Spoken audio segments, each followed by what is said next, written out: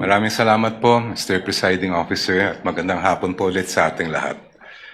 Let me address each of the points that the defense has raised in their oral argument.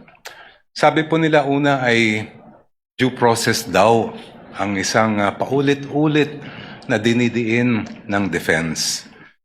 But there's no debate that due process applies in this proceeding, just like in any other proceeding.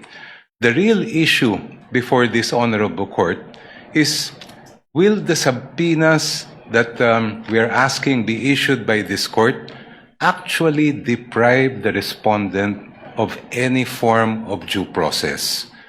Ang aming paniwala po ay hindi, and allow me to explain why. First of all, we are not yet at the stage where any evidence is being put in the trial or offered to the honorable court.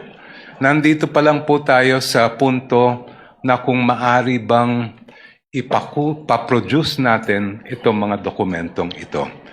The defense will have every opportunity to make objections if and when particular exhibits or documents are identified by a witness and offered in evidence. Therefore, wala pong due process violation ang pag-issue ng subpoena.